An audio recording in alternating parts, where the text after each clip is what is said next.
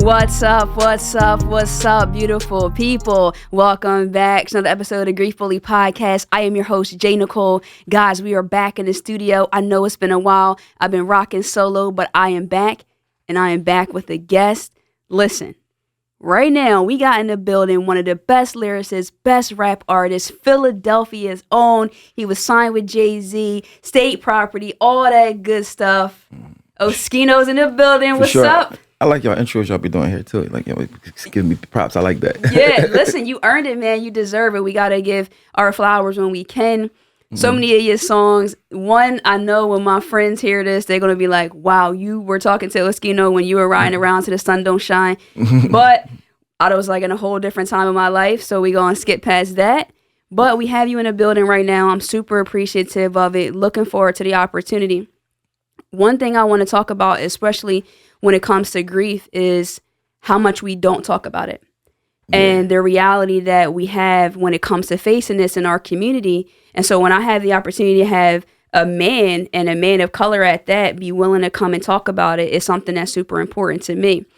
I've seen interviews and scrolling. I purposely, whenever I have a guest, I don't listen to them on previous interviews because I just want to have authentic conversation. And so I'm just scrolling though, YouTube, doing a little research. And I saw a lot of different titles, and it's like, Oschino talks about this, Oschino talking about this beef, talking about being signed to Jay-Z, music, this and that. But what I want to talk about, honestly, is I want to put the Oschino to the side and kind of get into the Omar aspect of it. Who is Omar? Is it Alwan? Alwan? Got you. So I kind of want to talk more about that aspect because I think there's a different human side to that. So who is he? Well, they kind of the same because like I really be like authentic. Like I don't really put on no fake stuff. Because when I started rapping, I was just rapping about my life. I mean, I was like, a lot of people don't rap about it. They just rap about stuff they saw. I was just rapping about my life. So like kind of the same person. It's just that, but it's my stage name, So they was just calling me that in the streets. So, it's like basically like I didn't come up with a rap name. That was the name they used to call me already.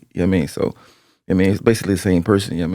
Got you. That makes perfect sense. I actually, to be honest, I thought that your name was Oschino. Yeah, a lot of people do.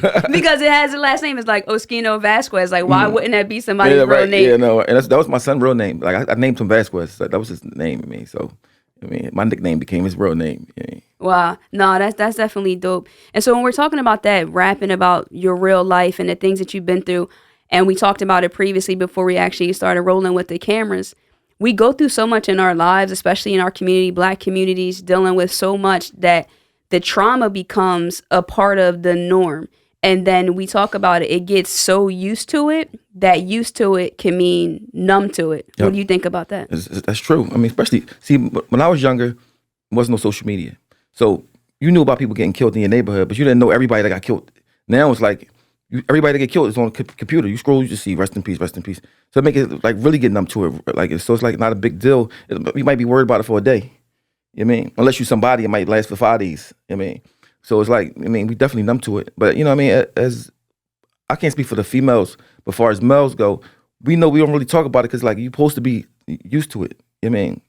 Like going through stuff, getting shot and locked up, and like that's like a normal thing. And you can't really be complaining about it. Like because they look at you like you complaining. That's what we do. That's what we do.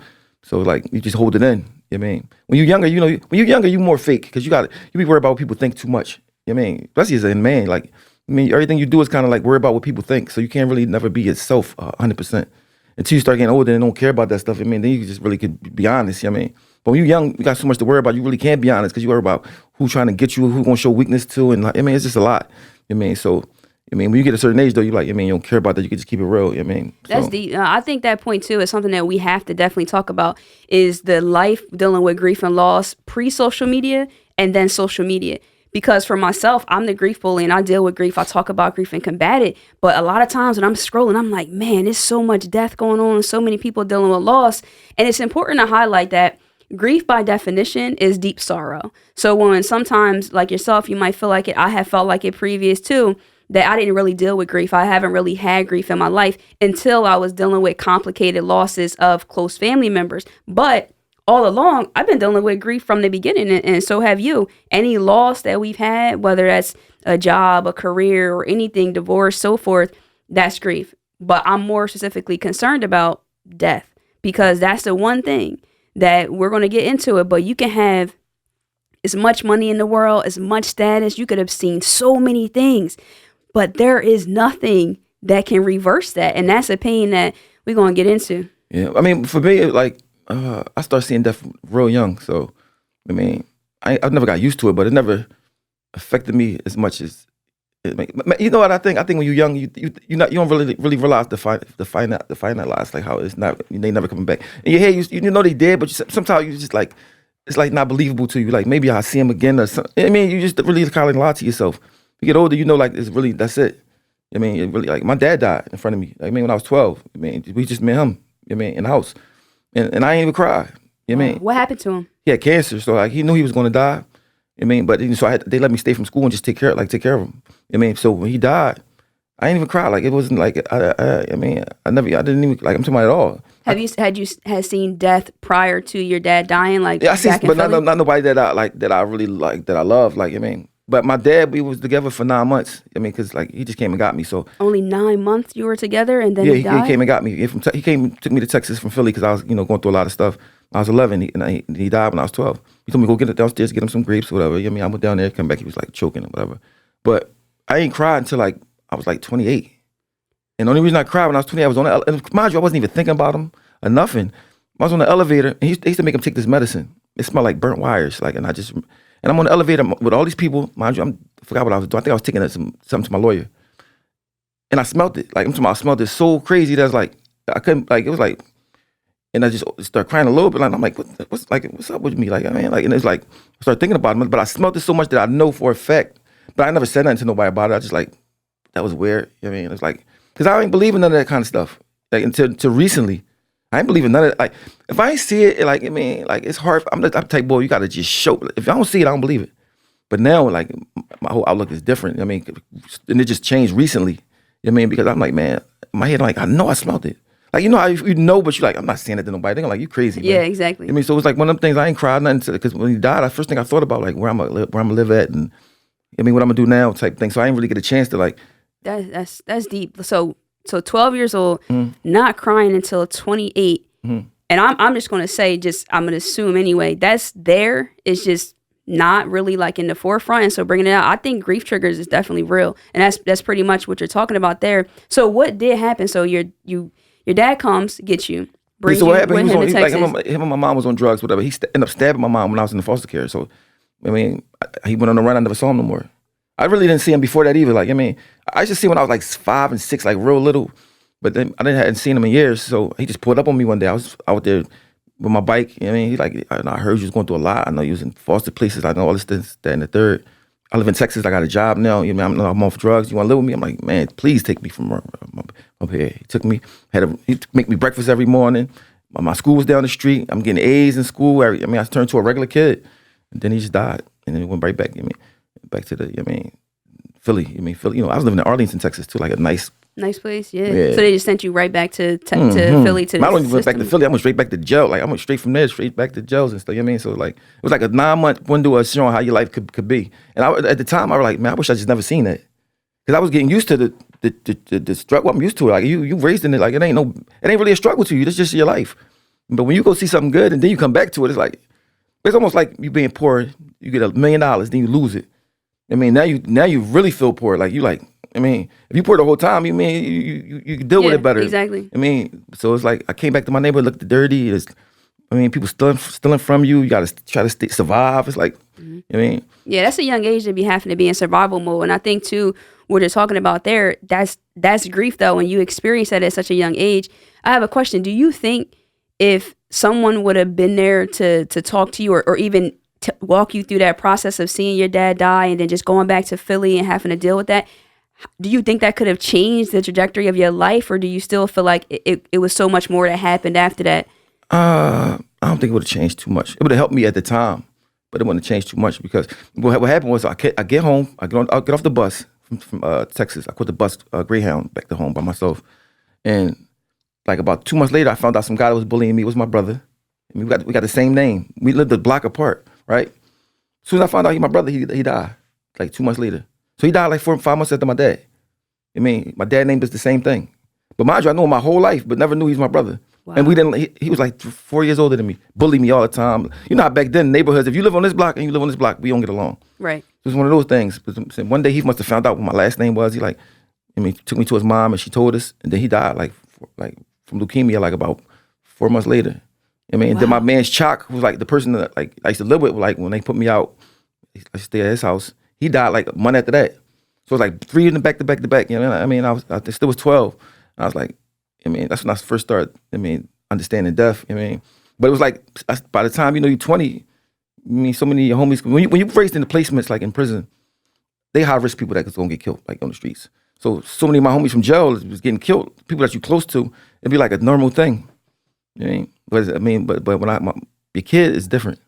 Yeah, definitely. We definitely going to get to that for sure. And I feel like that's kind of what I'm hearing too, is that it's not so much that you didn't deal with grief or excuse me, not deal with it, didn't experience grief. I would say that there's a difference between grieving and mourning, right? So mourning is the outward expression of it, actually like allowing yourself to feel that, cry that, talk about that, scream that, kick that. So it seems to me, and again, I could be wrong, you can correct me, that aspect of it wasn't happening. So you're seeing it, the loss is there, your dad, even losing Texas is a loss as well. Then you lose a brother that you didn't know was the brother. And then, death continues on and you have all those things. But actually allowing yourself to mourn, I wonder if it's just because certain experiences that we deal with, depending on who the person is, who the person is. It just brings it. It's not even really an option. It's like, bro, my life is mourning. So what do you think about that? Some people you love more than yourself. Ooh, so like, it's like if you, me getting killed, I've been thought I was gonna die when I was young. I got shot 10 times. I didn't never think I was gonna live to be this old. So I was cool with me dying, but like, your son is something different. Like that's something you don't even think about. It's something you ain't even like preparing yourself for, because you don't even, you don't even daydream about it. You don't even think about it. It's not something that I just never thought about. My son was, it was like, it's different fathers to sons. It's like some fathers, they might see him sometime. Me and my son been together since he was born. It wasn't no type of like, I see you, whatever I live at, he could live at. Wherever I'm at, and he knew it. So, like, we was real tight. His mom was like, she wasn't the type of mom, if we not together, I can't see him and all. Like, she don't take him. If anything, she like take him. Yeah. It's like, so like, it was just like unexpected. Then it was unexpected. It's like you talk to somebody in the middle of the day and then they go on the next minute. It's like, it's a hard thing to deal with. Yeah, if you don't mind, I just kind of want to backtrack a little bit, because it's a really important aspect of it. We're talking about the loss of a child. So how long ago was this? October 24th, 2020. 2020. Okay. Wow. So that's pretty recent. He had a 1-month-old daughter. 1 month. So that make you start thinking about God and stuff like that. Like, personally, I don't see God the same. Like, I don't know. I just like. What, can we talk about that more? So if you don't see the God the same, can we talk about how did you see God prior to your son dying? Because I've been through a lot and I always get pulled, like, I'm blessed. Even though I've been through a lot of bad stuff, for some reason, like, my good stuff be so good, it's like almost even itself out. But then if something so bad, it's nothing that can even it out. It's like, especially when you're not doing nothing wrong. Like, I used to do stuff wrong. Like, when you live in your life righteous, it's like, and then the punishment come like this, like, it's like, like, what is that about? There's no lesson that you can learn that's worth it. That's definitely deep. So if that's how you felt about that, then what actually is your, I don't want to say issue, but maybe with God? Like, I just don't think that it's like this. This is how I start looking at it. Like, if it's a God, how they say it is, right? The stuff that go on, especially with black people, either he don't like black people, or like he don't exist, or he exists in a way that we don't know. Because I'm not even talking about me. I'm talking about like the slaves. Generations and generations and generations of slaves was living the worst life ever. Kids getting killed, raped. Anytime white people living regular. I'm not praying to a God that's going to let me live this type of life, and I see somebody else living a different type of life. I don't care what nobody say, because at the end of the day, if it's a hell, that would be hell anyway. I'm talking about slavery, and I'm not talking about my life. I'm talking about, like, I read about slavery. I'm like, how could they still be praying to a God? So to me, it's like, maybe I'm just a radical hoodlum, or I don't understand it. Yeah. But God, thank you, God, and this, that, and the boy could rape you. And this guy, and I see this guy living in this big house that's a way worse person than me. Like, it make you think, well, was God? Is God running this, or is the devil running this? Or maybe God don't exist. Or if he do exist, he don't like black people. Nah, I haven't heard your perspective like that. And I think it's good to talk about that, because there's people who I've had conversations with after certain losses, tragedies that they've dealt with. It's like, bro, there's no God. I don't believe in God. See, I know that it's something that's a higher power that made us. Like I mean, and I always say I don't know for sure. Like, I never say what I know. I see two people from different religions might kill each other over religious beliefs when they both could be wrong. Like if you're not smart enough to say I don't know for sure because I didn't see it, then something's wrong with you. I mean, like some people just want to win an argument so bad that they just say anything. I mean, so what I'm saying is just a guess. I mean, like I'm just trying to search for answers. I mean, but then my son passed, stuff started happening to make me like, oh, I mean, I'm starting to change a little bit, but I still feel like that way about slaves because their life was the worst life ever. I mean, and they still was believing in God. And they believing in the God that the person who's doing stuff to them telling them to believe in. Right. Now, I understand that. So, I mean, just to offer a perspective, a potential, right? So, I've dealt with, I lost a friend at 25. I lost my grandma, who was literally like my absolute world. And then I lost my dad in 2019. And people who reach out to me, or they talk to me like, oh, like you still kind of got this, hope vibe about you. Like, what's going on? Like, didn't it hurt? I'm like, nah, that stuff broke me to my core. But what I have been able to do, kind of like you, I'm still searching for certain answers as well. But way I perceive it, and again, this is just my perspective, is that there is a God. I believe in a higher power and a God. But I believe that God was there to be your refuge in terms of you finding healing, because God knew that this would be a world that's going to have suffering, it's going to have pain, it's going to have terrible things, because we all have free will. So people have free will. Things happen. However, I think we got free will. That's a good. Okay, let's talk about that. It's like if you put two mice right here in a maze, right? He can go left, he can go right, he can pick which way he want to go, but at the end, it's only one way out the maze. You got free will, but not really, because everywhere you go, I already know what it's going to end at. It's going to end the same place that I wanted to end at. I mean, so like you might could say, I'm gonna get up and I'm gonna go outside. I mean, I'm gonna go right at the corner right here, but it could be like a maze. That's true. I mean, you construct it to a maze because I think nothing is random. That's true. I was actually going to say the same thing. I was going to say that, but where I do sometimes kind of find that challenge is that if we knew that like bad things are going to happen, but like because people have free will, but then you have accidents, and then you have like children. I don't think they accidents. So that's what I mean. So what do you mean by that? I think it was meant to be. So how? So I think. Well, this might sound crazy, but I think people live more than once. Because yeah, like when I had my kid, like for instance, my two young sons, same mom and dad, live in the same house, 100% different. If you had 10 kids, they all different from the day that they born. Like how can you have a personality when you never done nothing at all ever? I mean, my son, when he was a baby, he was like 5 months old. He wanted his bottle.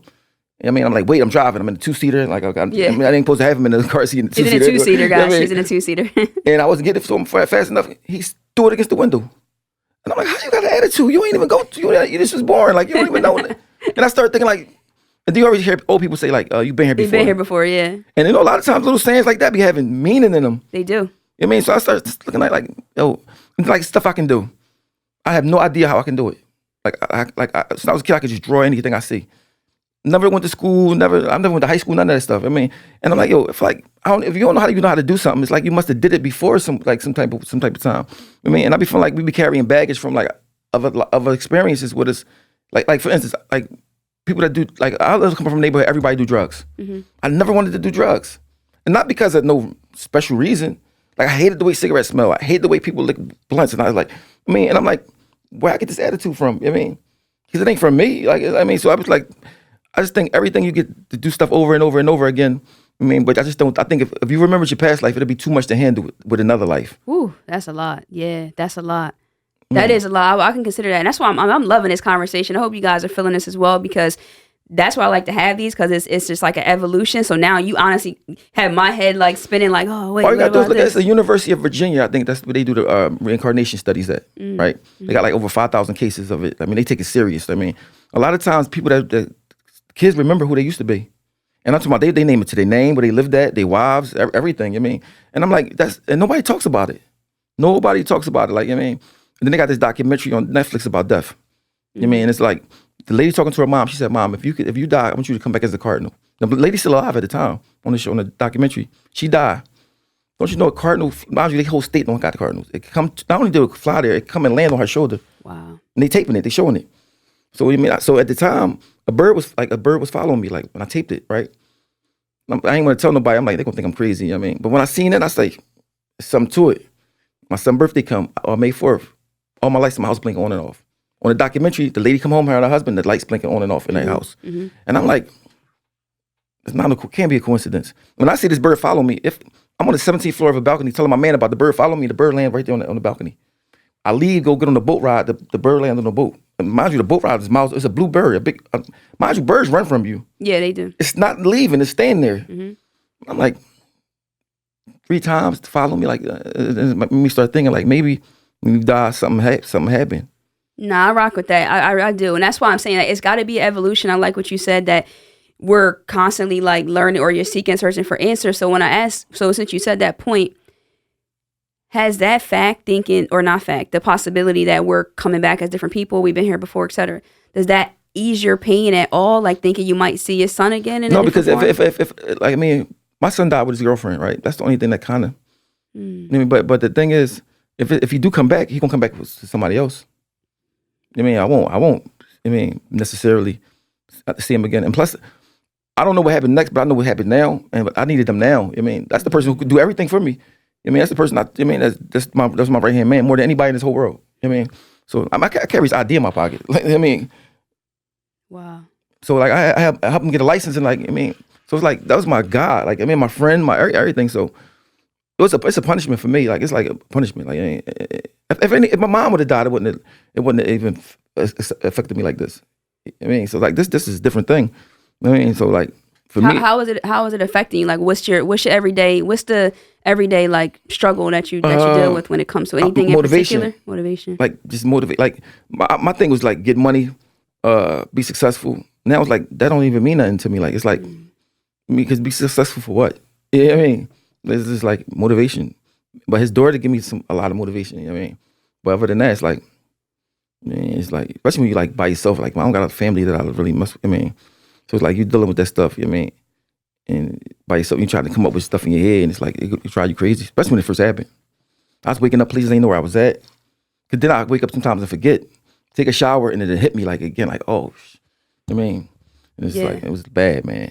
Nah, that's real. And I mean, I think that's the thing too, that I hope this conversation shows like our community and our people that like no one is exempt for this. Like we going to deal with it, or no, not deal with it. We going to be faced with it and challenging, but we got to find ways to deal with it. Like what would be a coping thing or anything that you think could help other people, like the other people that you see dealing with like the grief and loss? Nothing. You think it's nothing? All you got to do is like, it was times that's like, I was going to stop looking at him.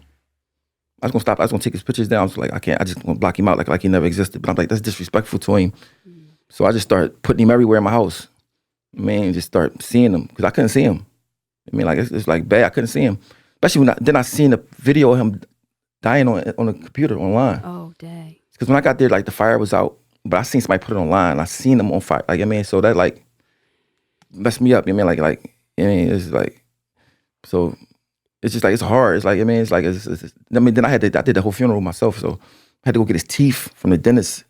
X-rays, like I mean, it's like the stuff that I had to do. I mean, I was inside the grave, and I put him inside the grave. I was inside the hole talking to him down there. It's like the crazy part. I don't even remember how long I was in there. They said I was in there a long time. They had to get me out because I was inside the hole talking to him. And I'm telling everybody, wait, I just couldn't put that dirt on him. Like I mean, it's like then when I had to leave him, and I remember it was Christmas time last year because he had died October, so Christmas came and it was real cold outside, and for some reason I just felt like he was cold, and I went to the you know, you can't get in there past 6. I just climbed over the gate, and it just felt like I wanted to do something. Like it was just like crazy, and I'm like, am I going crazy? And I had to just check myself, like, you know what I mean? I had to tell myself he's not there, like he's not there no more. Like I mean, that's his body, but that's because it's when you leave your kid inside the graveyard and you walk away, it's like you're leaving them. I mean, it's like, I mean, it's the craziest feeling. You feel guilty. Yeah. You know what I mean? You feel it's like then my other son get 20 to 40 years, right? Like, I mean, it's just like. It was crazy. In the like, same year? Yeah, he was locked up for the stuff, and then he got 20 to 40 about a month ago. I mean, actually, it was his daughter's birthday the day my son passed away. I had his daughter's birthday cake in the back seat. He called me from jail like, Dad, did you take the cake to my daughter? When he called me, you know, it's like a FaceTime thing, and he see the car, and he's like, that's how he found out. He called me. So my son passed away on my other son's daughter's birthday. Wow, that's a lot. You unpacked a lot right there. But I think that's the thing, right? So we can see in the headlines like, oh, Oschino's son died, this happened, that happened. And then guess what? After that article is press submitted or that Instagram post is up, that's on for us. That's life goes on. But this is what's really happening. Like, and I'm just happy that you're willing to share how that situations really are. Like, that's crazy to feel like you had to walk away from your son and then try to like blank him out. I could. And my son was the type boy, he could get a paper cut and be crying. Like any little thing, he just like over. He just real exaggerated. Like when his birthday coming, he want to make a big. It could be 4 months before his birthday. You know it's coming, right? Like so when his birthday came in, my lights was blinking on and off. I'm like, this can't be. And mind you, they never blinked before or after. I got it on tape. Tomorrow all day. I mean, then I seen it on the Netflix joint that somebody, the other family. I'm like, yo. I mean, then I start seeing the orb things. Like if you see any video on my Instagram, when I'm with his daughter, you'll see him float past. Like, and I'm just thinking, like, why you can't just tell us what it is instead of us having to guess? It just cut out a lot of stuff. Elaborate on that. Tell us. I mean, it'll cut out people fighting over religions. It'll cut out people doing wrong. Because if God tell you to do something and you still do it, then that's on you. Right. If people really heard a God say, yo, listen, don't do that, you think people will still do it? Right. Of course, it'll be a few. But then that's on them. That is on them. That's true. The world would be different. I mean, then I remember I was a kid, they say, well, your life is already written, so God already know what's going. I mean, so I said, well, what's the point of you living then? If you know what's going to happen at the end, I'm going to hell. Just but I'm supposed to skip this part and just take me to where. I mean, but my thing is this: I just think when they talk about God, the way they talk about him like in a human perspective. Like, I mean, like they say, like in Islam, they say like, you was born made to worship God. Mm-hmm. Like if I'm a God, I don't need nobody I made to worship me. Well, you're not even know. I just think we don't. I think really sometimes I think that God made a different creature that made us. I think that God made somebody like a different creature that made us. We like computers for real. We like computers that's like made out of different material than metal. Like what computers like? I mean, like brain. Like I said, look at love. Love is just a chemical mixture in your brain to make you think you love somebody. Mm-hmm. That's why I say free will. And I don't think we got it because we don't even know ourselves enough. I mean, we don't even know. We got stuff. Deep. We got stuff in our body. We don't even know what it's for. That's deep. I mean, I can't like. I'm kind of like so hyped, and I know it's not really a hype topic that you're talking about this because, bro, in my mind, I think like many days, ever since especially when my grandmom died, I didn't even fly on planes for like 5 years because I just kept thinking I was going to die. But I always think that like, I'd be like, dang, this really happened. That was really good. But I'm like, but I'm still going to die. Like I'd be thinking it's like a video game and like, oh, that person is like game over. And then like we're still going. And that's the tough part is that when my people die, I still got to play the game. And it's like, that's hard, man. That was scary until you accept it. Like I accepted it a long time ago. I mean, when you're in the streets, you accept it. Like I've got shot so many times. Like me living is like, I don't take it for granted. You know what I mean? So it's like, but when I was in prison, I started reading about what a light year is and like about the solar system and stuff like that, right? And I started seeing how small we are in the solar system. Like, we not nobody. We just think we somebody. I mean, because if you look at the perspective, if you look at like the earth from far away, it's like we all one. It's like a little rock. I mean, it's like a rock with a bunch of ants on it. To a person as a God, like the way God is, like not even a rock, smaller than a rock. I mean, and I start saying, though, so the speed of light for a whole year is a light year. And the speed of light is like, 200-something thousand miles per second. So and they say it's 1 million light years away. I'm like, that's like unfathomable. Like, it's like, we might not be nobody. God might don't even know us. Yo, you are like, this is like my head is. I mean, because obviously stuff's not fair in the world. You see, just people don't got it bad. Some people got it good. You can't help what you're born to if you're gonna have it good or not. So it ain't up to you. I mean, so like, God probably don't know us. So like, I know somebody made us as humans, but we too complicated not to be made. Right. But we have no clue what it is. None of us. We all guessing, and the fact that somebody will kill somebody else over religion, make you show how dumb they are.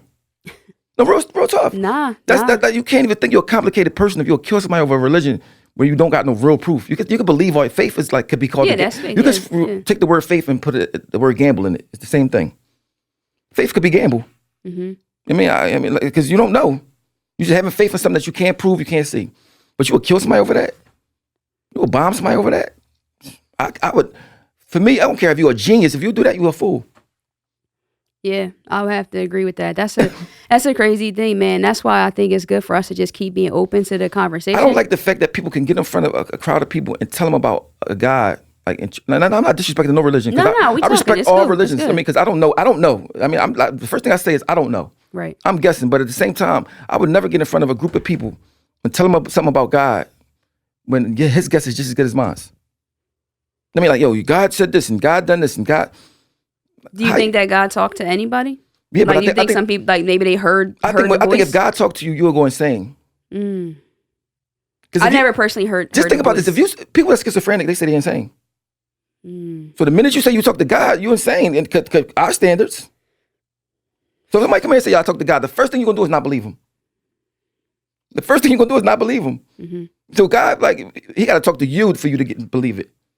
He said, he talk to somebody else, like, I don't hear it. That's true. I mean, I asked my mom this question before too, like, cause she's a pastor and ordained minister and all that stuff. And I'm like, so when people are like, all right, pray and listen to hear God's voice. And then they say like, well, it's not going to be like really like a voice. It's like through like signs and different things like that. I mean, again, it's a lot to pray. Exactly. I don't know. Because I mean, a voice is, because you can hear somebody without it being said. Like you don't need your ears to hear. You don't need your eyes to see. I mean, when you dream, you see everything. You be asleep. You know what I mean? We don't even know why we sleep. People say you sleep because you're tired. No, when you sleep, your brain work more than it do when you woke. That's true. They don't even know why we sleep. You know what I mean? For all we know, we could be like, you know how like got a cloud, like an iCloud in your phone, like all your information is somewhere, you don't know where it's at. But if your phone break. Yeah, exactly. It's like you don't know where it's at. It's almost like, it's like your soul, like you could be somewhere else, really. Like, so this break, I mean, all your information is somewhere else that you can't see. Like, that's consciousness. I mean, because like consciousness must go on if you could be reincarnated and remember something. I mean, they don't need the brain. Like, it's kids that can see without seeing. You know that, right? Yeah. You see the kids that they can see, they got blindfolds on, they can still see. They don't need their eyes to see. They got trained to see without seeing, without using their eyes. And they say we all can do it. So I started thinking like, well, if this like all a game, this might not even be real. That's how I feel sometimes. I really do. I mean, you're not crazy for that. But we still treat each other so bad, though. We do. So bad. It's just, because again, like you said, it's all of these things that we have that may not be real that we're allowing to cause division. And like people to feel like they're going to kill somebody over this or over that and not really knowing. I mean, I think when you deal with complicated death or like something that really, really takes you there, I think you do become more open to what life could really be or not be. I think sometimes we are in this, like, not like a privilege bubble, but some people, I believe it or not, haven't dealt with complicated loss. They haven't had someone really close to them die.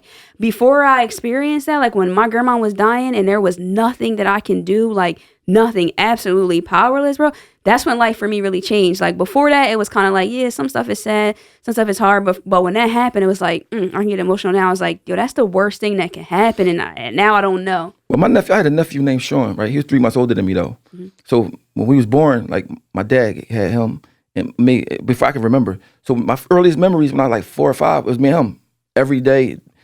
We lived together and everything. I mean, so he's my best friend, my nephew, everything. And he got killed like 9 months before I got a record deal. Like, I mean, that's all we used to talk about. I mean, we both was 20 years old. And we had an argument. He took a polo shirt of mine and I'm like, yo, bring my shirt back. I'm about to come get my shirt. His block that he lived on was by the emergency room. So this is block, he lived the emergency room right here. Mm-hmm. So I come to his block to get my shirt.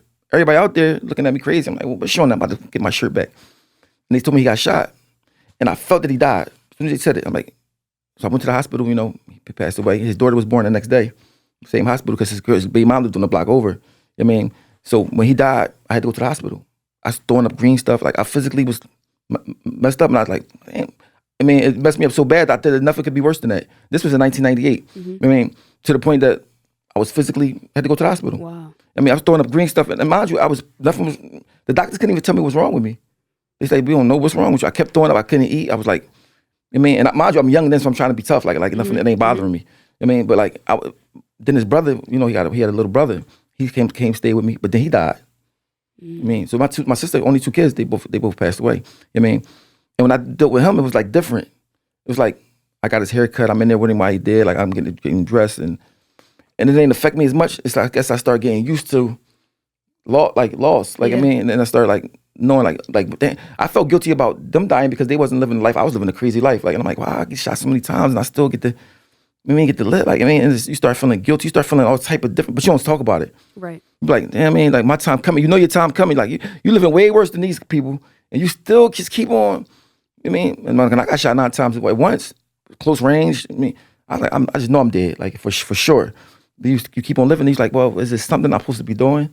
When you was there, when you got shot the 9 times and you maybe was close, were you able to like accept that this was going to happen? Like even though I'm gonna tell you exactly how I felt because I remember as clear as day. It was a feeling like I wasn't panicking or scared because I knew I was about to die. It wasn't a thing where I thought I was gonna make it. But I was like salty. I was like salty, like damn, I wanted to do some stuff. Like, I wanted to do something before I die. Like that was my whole feeling. I remember like, damn, I was like, I never even thought about if I make it. I was like, damn, I would have did different stuff different. And I woke up like 5 days later. I mean, and I didn't waste my life, even though I got in more trouble after that. But like, I focused on becoming something. You know what I mean? Because, everybody know my life. I tell them all the time, I was raised retardedly crazy. Like, like, even for hood standards. But I still was like, man, I could become something. Because I did get a second chance. And that's why I hate complaining about me feeling grief, because I got a second chance. Because I could have not even, if I'd have died, my son wouldn't even been born anyway. You know what I mean? So like, do I get a right to feel like I feel, but I still feel like it because it happened? Yeah. Nah, I personally, again, I wouldn't say to feel guilty for feeling that pain, because I'm not a parent and I can't explain what that could be like. But I just think that dealing with that kind of loss, like, I think everyone deserves to have the right to feel that pain, because if we do talk about God and that whole part of it, in certain scriptures and things that you read, mourning is blessed are those who mourn. So that's going to be a part of it. But I can understand how. If you see how I be in the house, the way I be in the house, I be on YouTube, right? Because before, YouTube wasn't existed. But now that YouTube exists, I look at all stuff trying to figure out different, like UFOs and like all different type of stuff that people never talk about. Because if it's UFOs coming here, well, you see the proof. It's like so much proof that the government even said it now. Who are they? I mean, who are they? They don't talk to it. They got more technology and they can make us. They can make us. But somebody had to make them. Then I start thinking about, okay, what is time? Like if you've got an empty room and you put a glass in there, that glass is never gonna go nowhere. But somebody had to put that glass in there. Who started everything from the beginning? Or was it always just there? You know what I mean? It's like you start thinking like, yo, it gotta be a beginning. Or your dad had you, your dad had him, your dad had him. Who had his dad? Who made the first person, the first stuff? That's real. It's like you can't wrap your head around who made the first stuff to make anything? Why is it anything? Who made it? Why would it make why would it be people? Why would somebody make molecules? It's just so much like, what is it for? We have no idea, we no clue, we're not even close to finding out. But we kill each other about the dumbest stuff. Yeah, exactly. But that's why, like, for me, again, we all gonna have our different perspectives on God and all those things. But to be honest, I sleep better at night, just for whatever reason, believing that there's something way greater and higher than me. I choose to call it God, but I don't know exactly like what that is, because a lot of the stuff, like, even you just think about like just birth in itself in general, like how, okay, we all were the size of a little poppy seed, and now I'm talking to you and you got a chain on and hair. What is hair? Like, I got something better than that for you.